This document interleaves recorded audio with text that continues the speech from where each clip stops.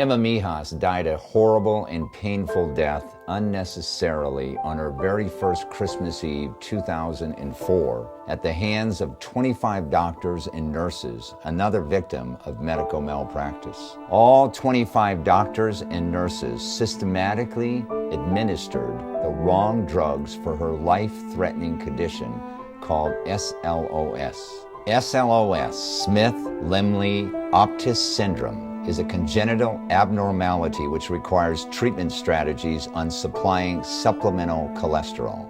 They gave Emma the wrong drug, Questran, not once, but 92 times. Yes, 92 times in 1 month. A cholesterol-reducing drug, not the cholesterol supplemental drug she needed. All of them knew better. They were trained to know better. They were some of the world's leading authorities at the Louisiana State University Health Science Center in New Orleans. But they just didn't give a damn about Emma's life.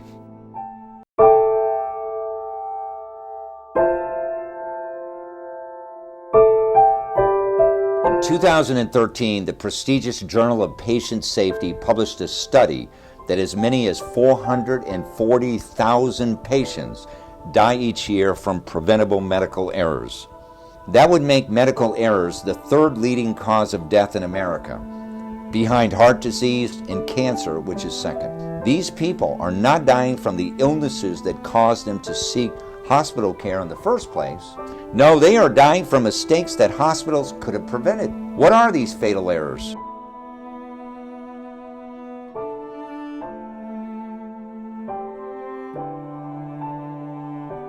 Who are these incompetent and negligent doctors?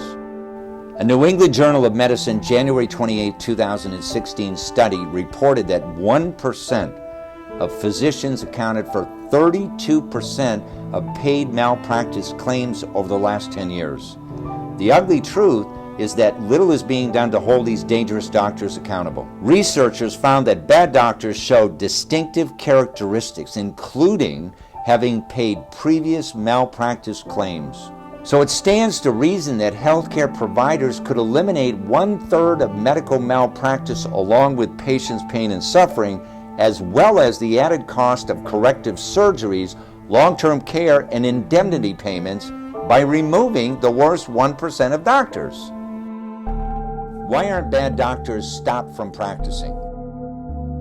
The answer lies, at least partially, in the National Practitioner Data Bank, a clearinghouse for information on medical malpractice that Congress established in 1986 to help state licensing boards police the healthcare industry. The national database was supposed to help states identify dangerous doctors and prevent them from harming more patients, and is used by hospitals, insurers, and licensing boards to track doctors' records, check prospective hires, and make other decisions. But it is virtually useless in holding doctors accountable because, by federal law, none are listed by name. They are assigned a random number to protect their identities. Even if doctors were identified in the data as they should be, the public would still be barred by law from accessing the records. So vulnerable, sick patients sit in the waiting rooms of bad physicians without a clue about their poor record of performance. And in many cases, a negligent doctor's insurance company pays the victim of malpractice and the doctor goes back to work. If a doctor develops a bad enough reputation in one town, he can move to a new state and continue practicing. This is unbelievable. But today, the public does not have access to the database to identify doctors' names and addresses, to identify doctors with uniquely long histories of being sued or disciplined for medical malpractice. Because on September 1st, 2011, the government cut off public access. What was behind that decision? Apparently, one Kansas doctor with a trail of malpractice suits, Dr. Robert Tenney. The Kansas-based doctor complained to the Government Health Resources and Service Administration that the Kansas City Star newspaper was publishing the story of one of his patients, Mary Beth Chase, who died in 2007 after undergoing a brain surgery with Dr. Tenney. It is also noted that Tenney had been sued at least 16 times for medical malpractice, but had never been disciplined by the state's licensing boards. The Insider Exclusive produced a TV story on this case with the lawyers who represented Mary Beth's family when doctors go bad, Mary Beth Chase versus Dr. Robert T. Tenney. Tenney finally settled the Chase family's wrongful death suit for $1 million. The settlement brought total malpractice payments paid on Tenney's behalf since the early 1990s to roughly $3.7 million. In some states, including California, Colorado, Georgia, and New York, patients can go to medical boards' websites to find out about doctors' malpractice histories, but not in Kansas and Missouri. Why don't doctors report on bad doctors?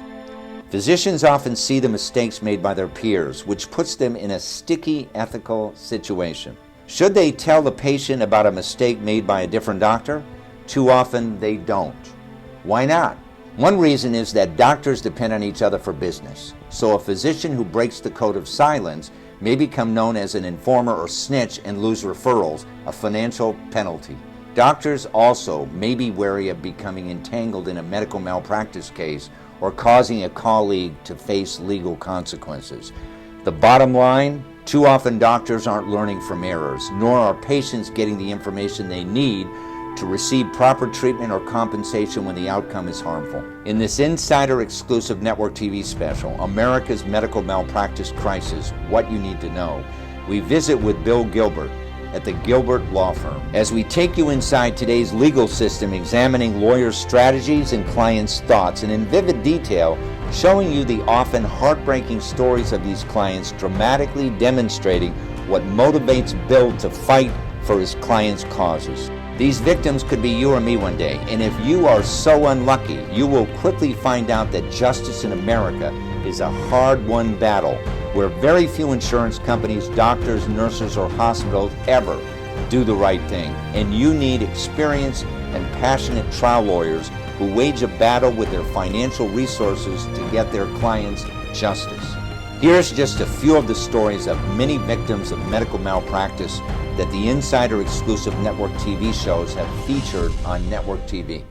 When the doctors gave me the choice and the options on the table, either to save her life or to let her pass and peacefully without no pain, it was a small chance that she might live after surgery. But I chose life because I think that anybody deserves a fighting chance. So my wife and I decided to go ahead with the surgery and give her the chance to fight herself.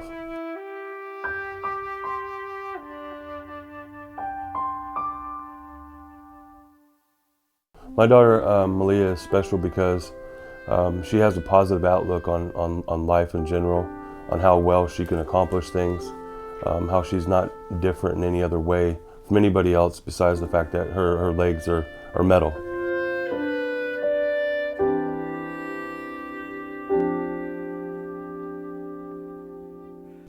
When I realized that this could have been possibly avoided by doctors seeing my daughter sooner, of course I was very angry. But I was also focusing on my daughter's condition at the present time. But it also made me think a lot about myself if I would have, demanded her to get attention sooner.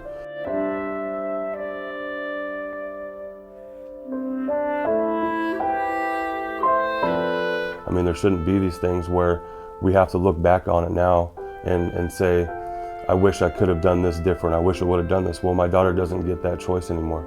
She has to live with this for the rest of her life. So hopefully this would be a learning experience for the doctors. That's why I would forgive them and tell them that, Amy, just get better at what you do or pay more attention.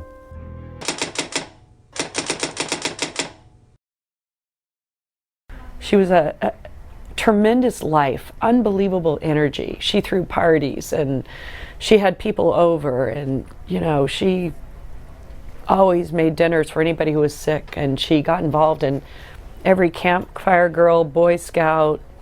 She was very capable, smart, giving, dedicated to her children, dedicated to me.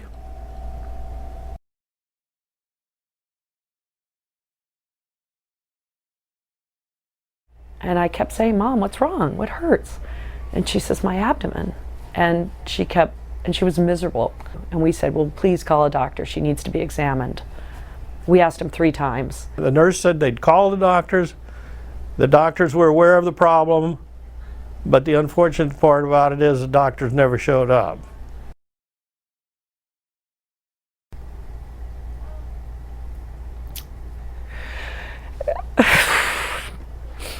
And that's when I reached down and hugged her and I said, we're here. And she opened her eyes. When the doctors told me that I had to make a decision for my husband's amputations to survive or just let him go, that was very difficult for me. I had to think about it and pray about it and talk with my family. It was a hard decision and life-changing.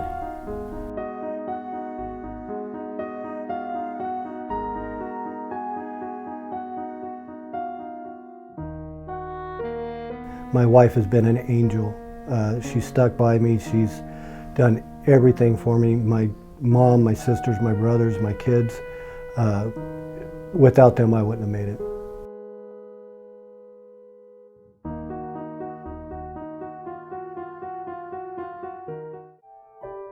Dr. William J. Irwin failed to comply with the appropriate standard of care for an OB/GYN in the year 2007.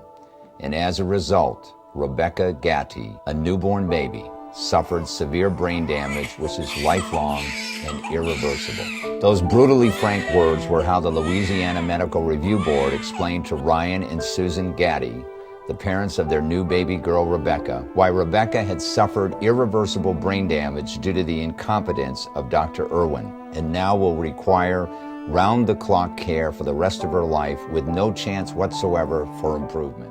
Well, on the day that I gave birth to the boys, I was very scared. You know, it's first time you're getting all ready to your life to change.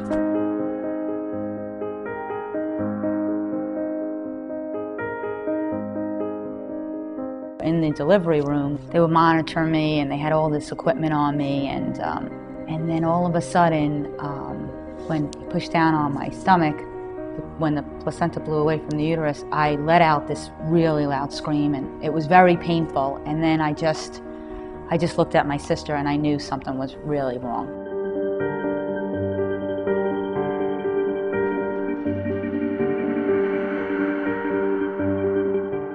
I first realized something was wrong with Hunter.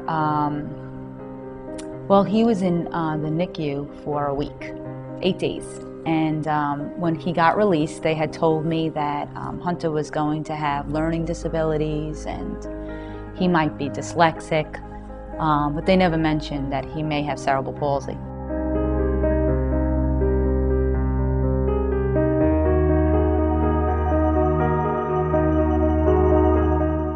If I had a chance to talk to the doctor today or directly to him, I would say, how dare you?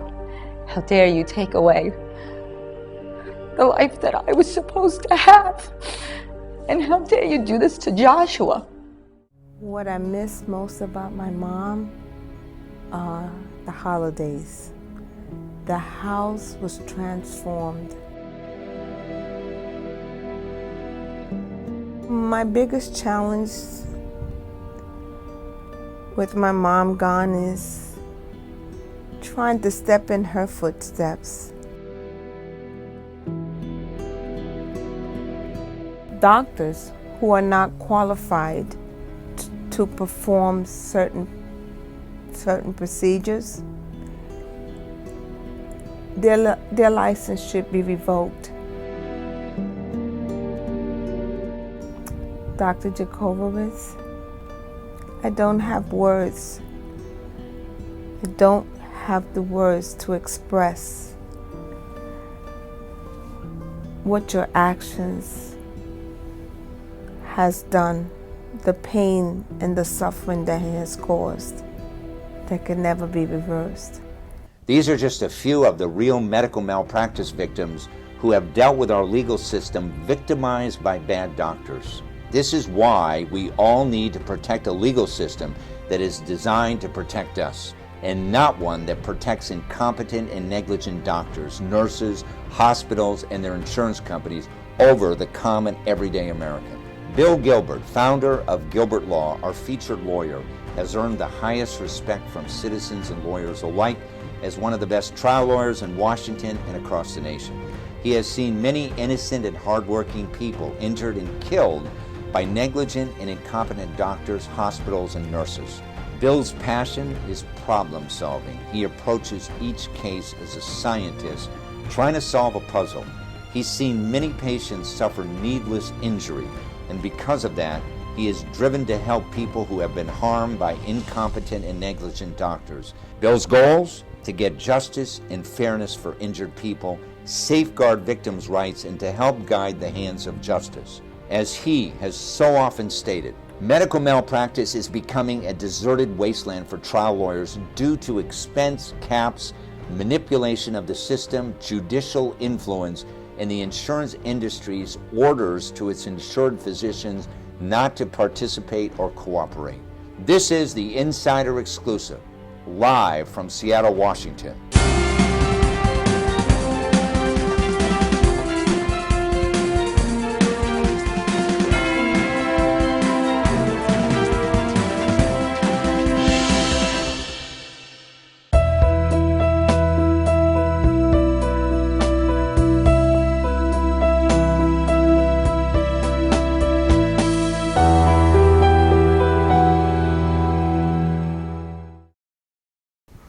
I am very pleased to introduce my guest, Bill Gilbert, to the show. Welcome to the show, Bill. Thank you, Steve.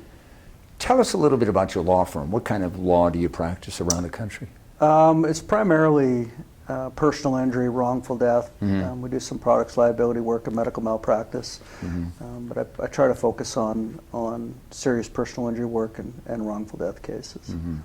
Today we're here discussing a very serious matter, obviously, medical malpractice cases. For our audience, what is medical malpractice? Well, it's negligence, where a doctor does something that's outside this, what they call the standard of care from a legal term. So a doctor makes a mistake that's more than a mistake. So they operate on the wrong leg, or they misdiagnose something and it causes harm to the patients. Tell us some of the types of medical malpractice that you commonly see. Well, they run the gamut. Really, it's misdiagnosis is a big one. We see a lot of that. In rural hospitals, we're having a problem up here anyway, in this part of the world, with they're actually hiring PACs and nurses to run the emergency rooms. So we get all kinds of things. These are physician assistants. Physician assistant, correct. Not fully trained doctors. Correct. Okay. Correct. And is that because there's a shortage of doctors? No, I think it's a money thing for the hospital. Is they just have made a choice to do this, and then of course they have to own the ramifications of that, and the ramifications can be pretty severe. Yeah. I've had a dislocated knee go in, and 14 hours later they amputated her leg. So that's an example. Wow. Wow. Yeah. So we see a lot of that. One of the reasons we're doing this documentary is because I have read, and it's pretty well documented, that between 220,000 and 400,000 people a year die from medical malpractice mistakes, errors. Correct. I think it's the third leading cause of death in America now. After heart attacks and cancer. Yes, sir. My question to you is, how do you know? I mean, when you have a family member that dies, it's a very stressful situation. And how do you really know? How do you suspect that maybe something was done wrong? Because you don't have access to the records, and oftentimes when there are mistakes made, people like to cover it up, don't they? They do. How do you know? How do you know? Well, how do you evaluate a case? Well, somebody comes into your office and says, my husband died in the hospital, and I think something's fishy here. What do you do? Well, I'm fortunate. My sister-in-law is a doctor, so what I typically do on malpractice cases is I hear them out first, because most of the time they're in a pretty vulnerable position in their life, and sometimes they just want to be heard, and so I take the time with them to hear them out and listen to the story, and if the story strikes me as that just doesn't happen. For example, I've got one right now where a lady went into the hospital emergency room with a shoulder pain, and she'd had a spider bite. And she went in, and a physician's assistant took an x-ray and told her he thought that she had a shoulder problem, a problem with her rotator cuff, and sent her home. And 3 days later, she was dead from the spider bite. What was it? Necrotizing. Well, we don't know. Recluse, probably. We don't know, but it was necrotizing fasciitis. So that's a misdiagnosis. A misdiagnosis, correct. Okay. So when they call me up and something like that, well, she had a spider bite, and they said that it was her shoulder, and she died of necrotizing fasciitis. That's easy for me, right? Yeah. So get me the medical records. Right. And oftentimes, we talked about this before, but oftentimes a civilian, not a doctor, not a lawyer, right? To get medical records is near impossible, isn't it? It's difficult. And why is it difficult? Because the hospital makes it difficult? Yeah, they do, and they try to make it expensive, and it's just one more loophole or hurdle you have to jump through. How is it expensive?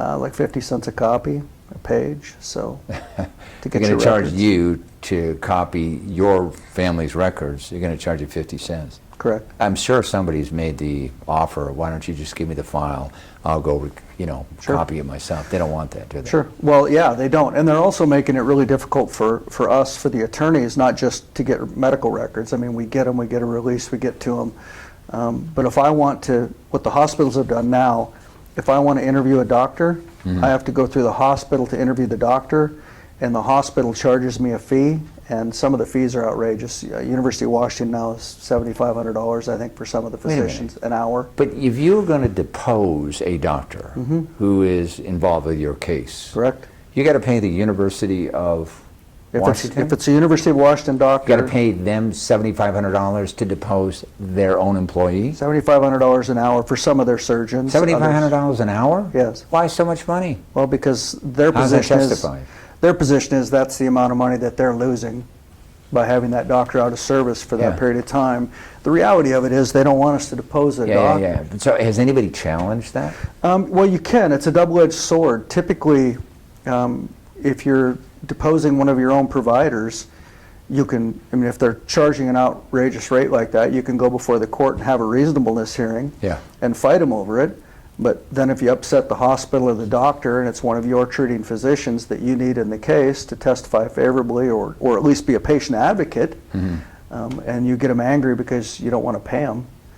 So it's a double-edged sword for you. So yeah, we go round and round on that in the plaintiff's bar as to how to manage that, and it's impossible. The reality of it is medical malpractice is becoming so expensive to litigate that there's fewer and fewer of us doing it across the country. But you've kind of made it kind of a centerpiece of your practice. I do a lot of medical malpractice, and I should preface that by saying that it's actually pretty limited because I do have physicians in the family, and I don't touch anything unless it's approved by physicians. So I don't. It has to go. If I even get it could be. So in other words, somebody comes into your office, Right. you have an interest in their case, you think it might be valuable, you have to investigate it. Right, I do. You subpoena, because they are not going to give the records voluntarily, right? You subpoena the records, right? Well, we get the records. I don't have to subpoena them in Washington. We just send a release out, and I get the records. Okay, and then you send it to medical experts that you know. I send it to someone I trust very much. That's a doctor. And they're going to tell you. And then they'll contact people they trust very much if they need help on it, and then they tell me. And if like I said, if I even just get it is, but it happens, I don't touch them. I mean, it's not in the best interest of your client either sometimes to do that. And I'll give you an example. The leg case I told you about, the leg off case, I had over $400,000 in costs in that case before it was done. And it took 5 years to get that case done. And that, if you aren't careful with that stuff in your case analysis, you can cause more harm to a client than it's worth, or to help them. Yeah. And also, I have a lot of respect for doctors, and I'm not just going to sue a doctor just because there's a mistake. It has to be something they've done that's egregious. People make mistakes. Medical negligence is a little different than that. Yeah, we had talked about this previously, but the issue is about 1% of the doctors are classified as so-called bad doctors. In other words, they are continually sued because of their incompetence or their negligence. Correct. Which brings up another question. You know, we all, when we need a doctor, it's very difficult to find out a little bit about the doctor, isn't it? I mean, there are medical review boards in every state, right? Correct. What's the purpose of the medical review board? Well, the purpose of the medical review board is an oversight function Monitor. on the doctors to monitor them, correct? Yeah. Now, if I, as a layperson, want to find out about a doctor before I decide to submit myself to surgery, can I get information about, has that doctor ever been sued? You can in some states. Some states make it more difficult, but it's getting more and more difficult to do that. I mean, they're sheltering the docs. The doctors are running the oversight organizations, and they're sheltering them. And really, you know, what I'm finding recently is a lot of the doctors that I work with, you know, they like the fact that I'm involved. And they trust me, they know what I'm doing and why I'm doing it, and they want the oversight too. It's just a small segment. It's like police officers, lawyers, any other profession. It's a very small segment of the population of medical providers that are habitual offenders in this regard, and they're hiding behind you know, these cloaks that the medical professionals, you know, protect them by, and it gets very difficult for us to find out that information. I think you were saying earlier some states even have changed to just numbers versus names, and anonymous numbers, and you would need subpoena authority to get to that. So you'd have to file a lawsuit before you could even get that information. One thing that I've seen in many of these medical malpractice cases also is when a doctor is a habitual offender, okay, continually makes mistakes, the medical review board will say to him, you know, it might be in our best interest if you surrender your license to practice medicine in our state. And doctors do that. And they go to the next state over or some other place, and there's a form that you fill out, a registration form or whatever in the new state. Have you ever been disciplined by a medical review board? And that's not a form of discipline, is it? So they can truthfully answer it yes, right? That's correct. So they're shoving bad doctors from one jurisdiction, one state to another. Yep. How can that be stopped? Well, I just think that there has to be, you know, tighter constraints at a national level, you know, better oversight. That these guys, if your license is suspended or you've been asked to forfeit your license for any reason, then, you know, that if I lost my driver's license in Washington, I couldn't go to Idaho and get a driver's license. They would be able to they'd just run it and see that I'd lost my license for whatever reason, and they would know about it. So there should be, you know, there's ways to do this, national database. Yeah. Well, there is a national practitioners database, but it has, for the most part, anonymous numbers. You don't know who you're dealing with. What I've seen also is a lot of hospitals, when they have bad doctors who are continually involved in lawsuits, they start withdrawing their ability to practice surgery or medicine in their hospital. So they're pretty well shut out. Now, the majority of doctors are good doctors. You know, they're excellent surgeons. They try hard. People make mistakes, right? And the bottom line is, you don't hear of many other doctors who are, let's say, tattling or, you know, telling, you know, their superiors that this doctor should not be practicing medicine. Why is that? Well, and I can give you an example. The orthopedic surgeons a few years ago put out at the national level that they were going to refuse to testify against other orthopedic surgeons. And they thought that they could control or manipulate the justice system that way by just saying we're not going to do it. When I want an orthopedic surgeon to testify in a case in Washington, I've got to go out of state to get an expert or an orthopedic surgeon, because they just won't. And in fact, there was a lawsuit. There was a doctor in California that actually sued the board of orthopedic surgery, the national board, on that issue because they retaliated against him for testifying. Yeah. When you say retaliated against, they retaliate in the sense that they don't send him any more referrals, right? No, they went after his license. They went after his license. Right, correct. And I can get you his name. It's not in my head right now. Yeah, but I mean, you know, in a doctor's practice, what percentage of his income do you have? Do you have any idea is referrals? Oh, it's huge. It's huge? It's huge. Really? Yeah. Yeah, I mean, the percentage they make, well, for example, it's Dr. Graboff in Southern California. You know, he's making probably 7 figures a year doing consulting work, expert work, litigation, and he's earned that place. I mean, he has earned that through his practice and his profession, and being very good at what he does. But you know, if the bar goes after him, if the boards go after him, and they take his licensure away from him, or they tarnish his name somehow, that affects him in the courtroom as well. So let's talk about tort reform. First of all, what is tort reform? So everybody understands it. Well, tort reform is a movement to try to reduce the number of, or the value of verdicts in the justice system, because you know it's run by big industry and commercial industry and corporate insurance companies trying to protect themselves. And there's a myth that too many people are filing ridiculous or frivolous lawsuits just so they can get rich. Right, that's what it's all about. They think that people are getting rich off of frivolous lawsuits. And so in this state, Washington, you don't have tort reform or caps, if you will, but in other states you do, and you do take cases in other states. I do, correct. So how has that affected the viability of a lawsuit, medical malpractice suit, in, let's say, the state of Texas, for example, or California? Right, where there's caps. Well, what's happening, you know, a couple different things. First of all, tort reform's not working. I mean, it's not affecting, it's just not doing anything to reduce medical costs or anything else, actually increasing costs. From a lawyer's standpoint, what it does for me is when I get a call from someone in Texas or California or some other state that's got caps, I have to immediately, I have to look at the caps and consider that, because these cases are so expensive to litigate. And they know that, so they put the caps on it. If they can get the lawyers, the good lawyers, to say, it's not really worth it for me to do this because it's going to cost the client X for me to get involved and do this, and in the end it's not going to do them any good. It really restricts the cases that I may want to help somebody with, that I look at it and go, it's not going to help you for me to help you or try to help you right now. And to give our audience some idea about how much it costs to represent someone in a medical malpractice case, how much does it cost? Well, I told you earlier that leg-off case was, I had over $400,000. But a typical case, Well, a typical case would be a couple $100,000 before you're done with it in costs, because you have to hire experts. And the experts cost, the experts are other medical doctors, correct? Yes. And they cost what, when it's all said and done, $25,000, $50,000?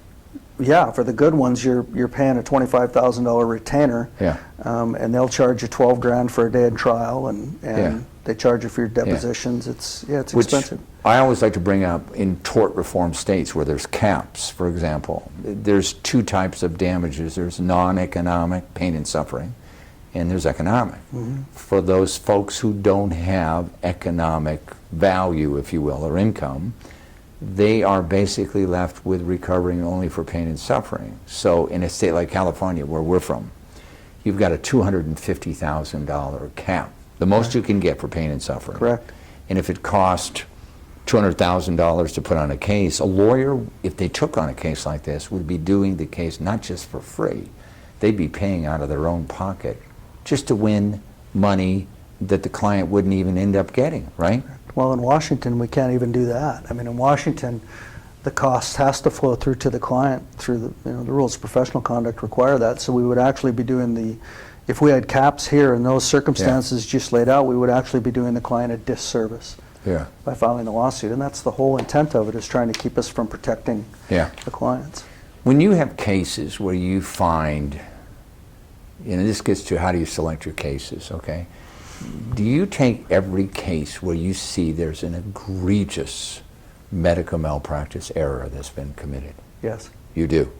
Yes. No matter what it's going to cost you? Typically.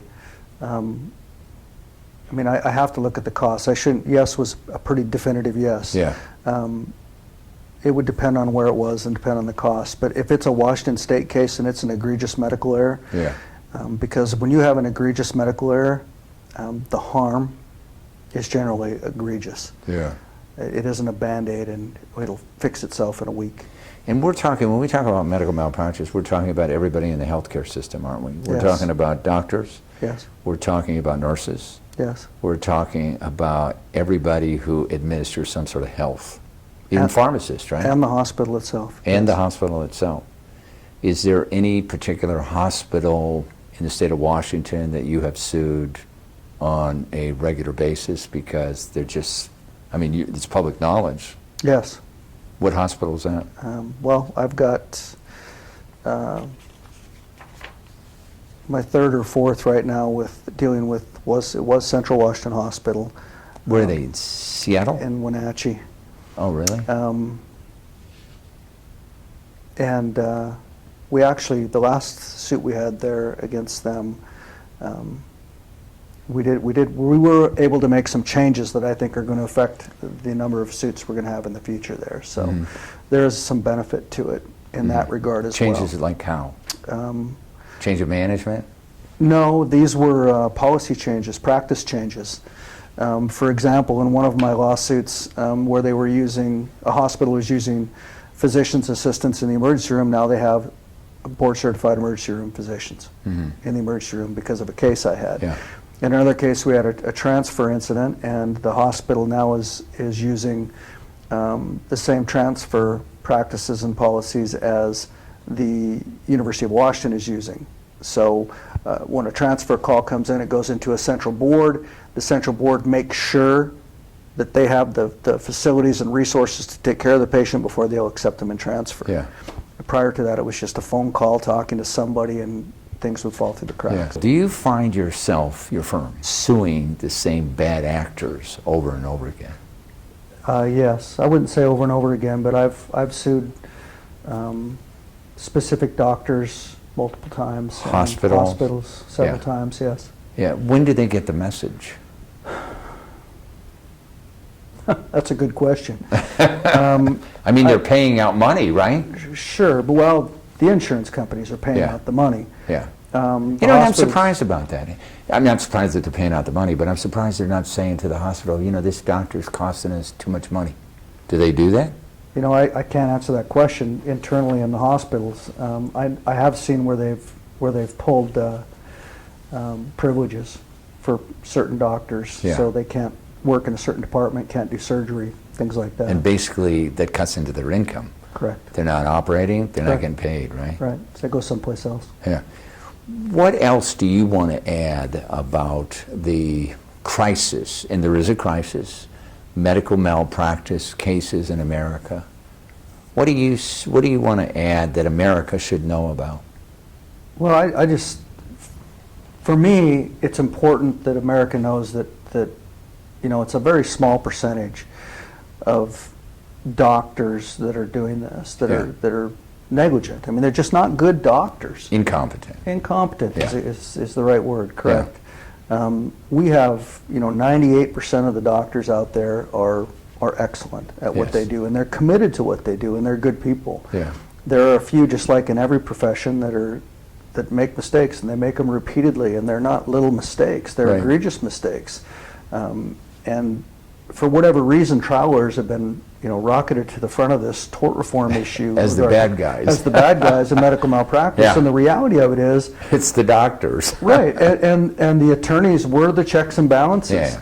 I mean, I have had many doctors tell me that they appreciate what I do. Yes. Because they want to get rid of them just as much as we do. Yeah. And when something egregious happens, and what I always tell them is, you know, when I get somebody putting that up in front of me that, you know, you're part of the problem, not the solution, you know, I just say, well, you know, I'll be the first person you call when your wife goes in for surgery and they end up amputating her leg because she sprained her ankle. Yeah. So to me, we are part of this solution, and I think that America needs to know that this tort reform thing is just the insurance industry trying to make money. You mentioned something earlier, tort reform's not working. Right, it's not. It's been basically a big lie by the insurance companies. Absolutely. But is it changing? Is something changing to eliminate some of the caps? If it's not working, is it changing? No. You know, the insurance lobby is so huge, and they have so much money, it's very difficult once there's been a legislative enactment to get some of that reversed. And you know, there are entities out there that work very hard to do that, but they just don't. And then the frivolous lawsuits, you know, that always comes up. And I think Harvard did a study in the 90s. They pulled 1,400 medical negligence cases at Harvard Medical School, and they had different doctors review those cases. They had to have 2 different physicians reviewed them separately, and then they had to have a consensus on it. 97% of them they found to be legitimate claims. Yeah. Yeah. So America just needs to understand that what the insurance industry is telling us is about profit. It's about them making money. The function that we serve as trial attorneys is the checks and balances. Without us, these doctors that are doing this, they're just going to keep doing it, and the rural hospitals are going to keep using unqualified people in their emergency rooms, and we're just going to continue having people injured and hurt negligently, and it's going to keep costing us millions of dollars every year. Yeah, one of the reasons the loss of life. One of the reasons I wanted to do this show is because, first of all, I've known you for quite some time. Yes, sir. And not only do I find you a very good trial lawyer, but also passionate about your work. So, in parting, what I want to say, to you as well as to America, is that if you suspect that there may be a problem with what doctors are telling you, there are certain lawyers you can go to, like yourself, that are passionate about what they do, have expert advice, and can investigate and get to the bottom of a matter much more easier than they can. Because hospitals just dismiss lay people, don't they? Correct. Yeah. You can't see the records, anything. Right. So I want to thank you very much for spending time with us on the show. Sure. And keep up the good work. Absolutely. Thank you very much. You're welcome. I appreciate it. Thanks for joining us. You can get more information about our guest and the issues at insiderexclusive.com.